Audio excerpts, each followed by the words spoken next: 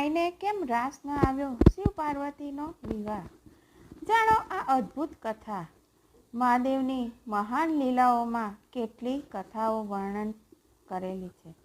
કેટલીક પૌરાણિક વર્ણન છે તો કેટલીક લોકકથાઓના રૂપમાં સાંભળવામાં આવે છે.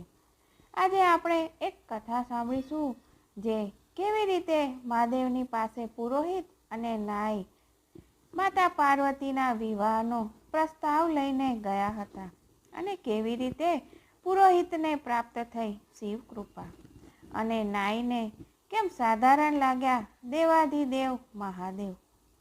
મહાદેવ એટલા માટે મહાદેવ છે કારણ કે તેઓ સરળ રીતે બસ શ્રદ્ધા સાથે નામ લેવાથી પ્રસન્ન થઈ જાય છે. તેમની કથાઓનો કોઈ અંત જ નથી. એવી જ એક કથા પ્રસંગ તેમના વિવાહના પ્રસંગમાંથી નીકળે છે, જેને આપે કદાચ જ આ પ્રસંગ સાંભળ્યો હશે.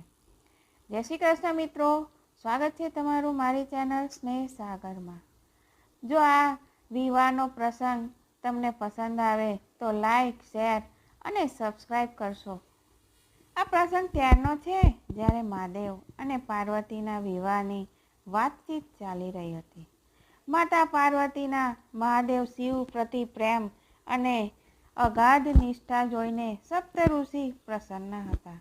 આ તરફ દેવતાઓની પ્રસન્નતાનું કારણ એક હતું કે મહાદેવના પુત્ર દ્વારા તારકાસુરનો વધ થાય. આ તરફ સપ્તઋષિ પર્વતરાજ હિમાલય પાસે પહોંચ્યા અને રાજાની ઈચ્છા જાણીને ઉમા મહેશની કુંડળી જોઈને તેના આધારે શુભ તિથિ અને લગ્નનું મુહૂર્ત જોઈને વિવાહનું મુહૂર્ત નક્કી કરી દીધું. હવે બાકી રહ્યું હતું કે મહાદેવને આ વિશે કોઈ સૂચના આપે અને તેમને વિવાહનો પ્રસ્તાવ લઈને જાન લઈને આવવા માટે આમંત્રિત કરે. આ કાર્ય કરવા માટે પર્વતરાજે પોતાના વિશેષ પુરોહિતને લગ્ન અને પત્રિકા લઈને કૈલાસ પર્વત પર મોકલ્યા. તેમની સાથે એક નાઈને પણ મોકલ્યા. આ નાઈને પાર્વતીની માતા મેનાએ સાસરીની ઉચિત જાણકારી લેવા માટે અલગથી કહ્યું હતું. માન્યતા પ્રમાણે શિવની પાસે વિવાહનો પ્રસ્તાવ લઈને પહોંચેલા પુરોહિતને શિવ મહિમા જાણતા હતા. તેમણે પોતાની ભક્તિને કારણે સાક્ષાત મહાદેવના દર્શન થયા, પરંતુ નાઈ સાંસારિક હતા. મહાદેવને બંનેની મનસ્થિતિ સમજી ગયા અને હસવા લાગ્યા. એ દ્વારા વિવાહનો પ્રસ્તાવ સાંભળીને શુભ મુહૂર્ત જાણીને શિવજીએ પોતાની નિર્ધનતાની વાત કરી. ત્યારે પુરોહિતે તો વિનમ્રતાથી બધી જ વાતને નકારતા રહ્યા, પરંતુ નાઈ સંકોચવશ ન તો હા કહી શક્યા કે ન તો ના કહી શકતા હતા.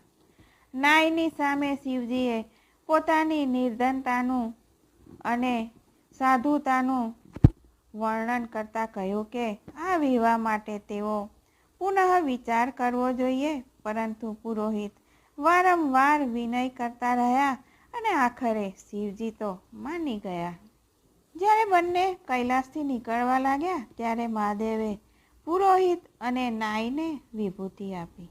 નાઈએ એ વિભૂતિને રસ્તામાં જ ફેંકી દીધી. જ્યારે પુરોહિતે કહ્યું કે પોઠિયાવાળા અવધૂત સાથે રાજકુમારીનો વિવાહ નક્કી કરી આવ્યા.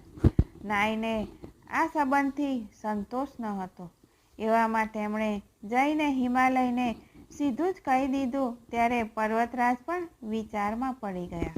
નાઈએ પર્વતરાજને કહ્યું કે શિવજી તો નિર્ધનતા અને સાધુતાની વાત કરી રહ્યા છે, તો તેઓ પોતાની પુત્રી પાર્વતીના વિવાહ માટે ફરીવાર વિચાર કરે. આ તરફ પુરોહિતે ઘરમાં ભભૂતને સન્માનથી રાખી તો તેમનું ઘર ધન ધાન્યથી ભરાઈ ગયું. નાઈએ અપમાન કર્યું તો તે ખાલી હાથે રહ્યો.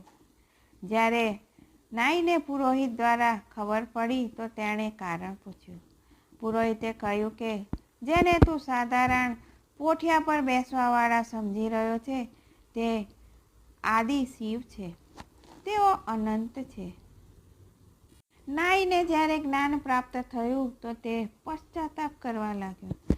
તેમણે મહાદેવને પોતાના શરણમાં લેવાનો અનુરોધ કર્યો. ત્યારે મહાદેવ દ્રવિત થઈ ગયા.